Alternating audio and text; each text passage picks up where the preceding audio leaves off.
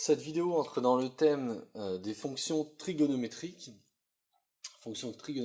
qu'on va étudier, donc fonctions sous le nom cosinus et sinus. Notre objectif, l'objectif de cette vidéo, ça va être donc d'être capable d'essayer de retrouver des formules qui relient cosinus et sinus entre elles. Des formules un peu caractéristiques, celles qui sont écrites ici. Et donc on va essayer de le retrouver de manière de comprendre d'où elles viennent, c'est-à-dire de les retrouver de manière géométrique à l'aide du cercle trigonométrique. Le cercle trigonométrique, rappelons que c'est un cercle qui est un cercle de rayon 1. Donc ici on a l'abscisse x, on a l'ordonnée y. Le cercle trigonométrique c'est un cercle de rayon 1. Donc si j'ai un angle x ici,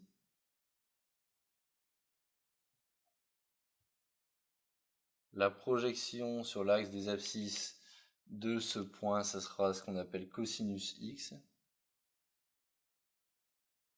Et la projection sur l'axe des ordonnées de ce point, ça sera d'ordonnée, donc sinus x.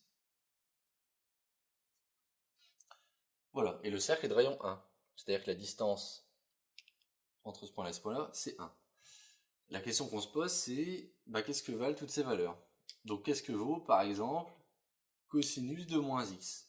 Alors pour comprendre ce qu'il vaut, on va tracer justement l'angle moins x et regarder ce que ça donne. Donc qu'est-ce que l'angle moins x? L'angle moins x, c'est l'opposé de x.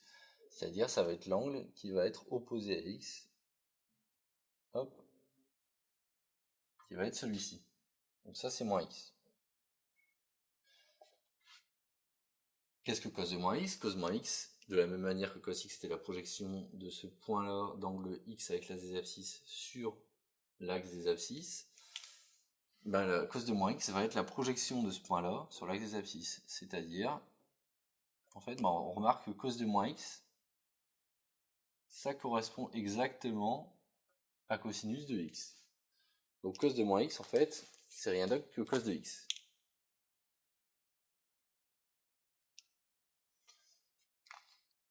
Que vaut sinus de moins x? Le sinus de moins x, c'est l'ordonnée, la projection faite sur l'axe des ordonnées de ce point-là, c'est-à-dire,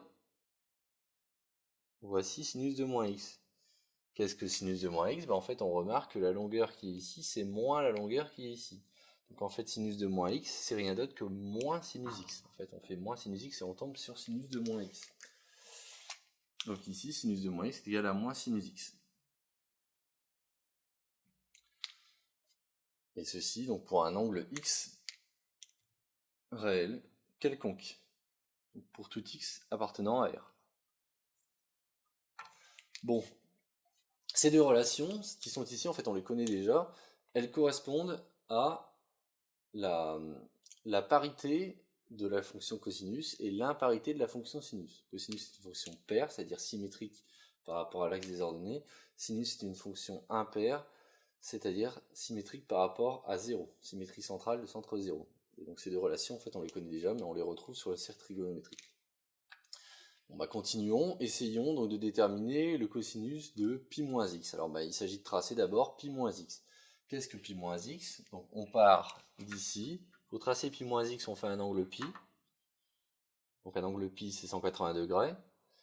Et ensuite, on va faire un angle moins x, c'est-à-dire qu'on va revenir en arrière de x. Et donc on va se retrouver ici, si on fait pi moins x, on va se retrouver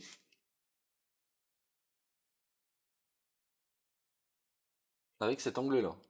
Donc l'angle pi moins x, c'est ça. C'est un angle, on a fait pi, et on a remonté de x. Pi moins x, quel est son cosinus? Son cosinus, c'est la projection sur l'axe des abscisses qui est ici. Donc là, j'ai cosinus de pi moins x. Cosinus de pi moins x, en fait, on remarque que la distance qui est ici, c'est la même que celle qui est ici. Sauf que cosinus de pi moins x, c'est du côté des négatifs. Donc cosinus de pi moins x, en fait, ça va être moins cosinus x. Cosinus de pi moins x, donc moins cosinus x. Que vaut sinus de pi moins x? Sinus de pi moins x, c'est l'ordonnée. Et donc ça correspond exactement à sinus x. Donc sinus de pi moins x, c'est sinus x.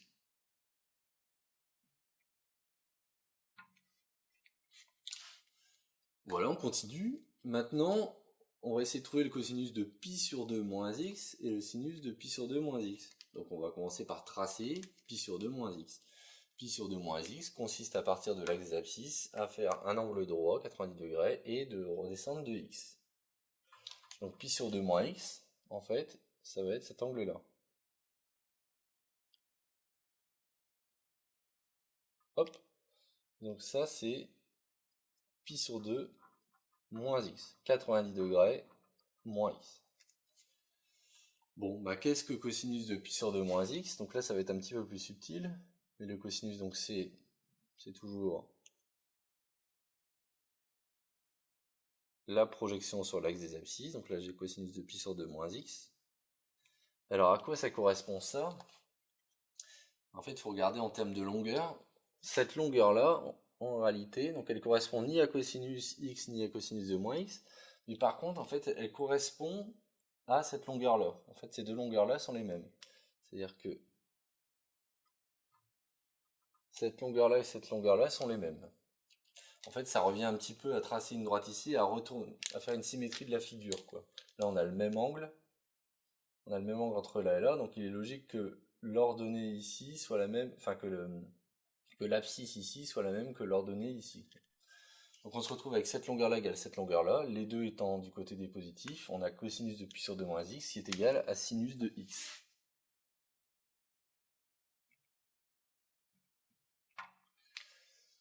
Même chose maintenant pour le sinus de pi sur 2 moins x, bah c'est l'ordonnée de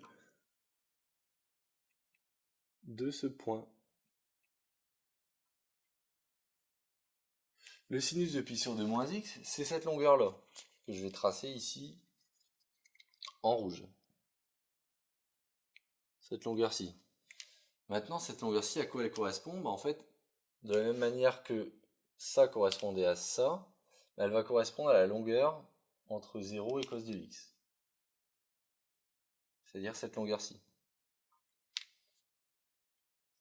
Et donc on se retrouve au final avec sinus de pi sur 2 moins x est égal à cosinus de x. Bon, ben, je vais vous en donner d'autres, à vous de jouer. Est-ce que vous saurez trouver à quoi est égal cosinus de pi plus x, sinus de pi plus x, à quoi est égal cosinus de pi sur 2 plus x,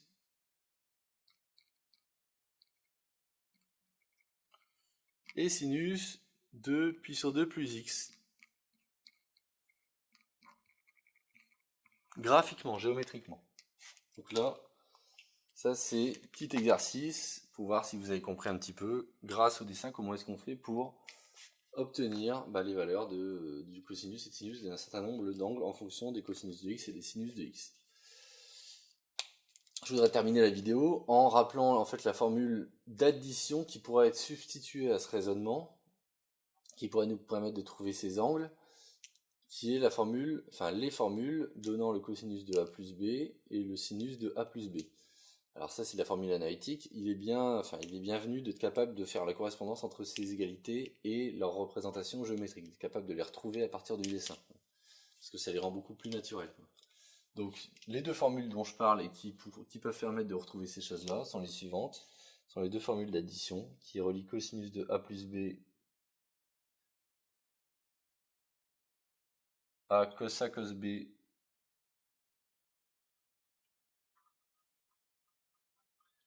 moins sin a sin b.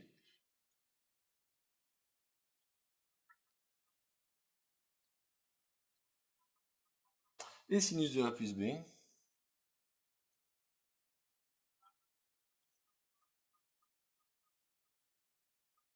qui est égal à sin a cos b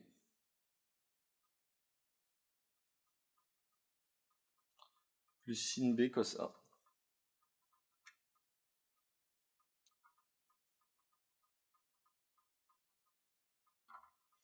Ces deux formules peuvent permettre de retrouver ces formules-là. Par exemple, prenons cosinus de pi moins x, donc a serait égal à pi.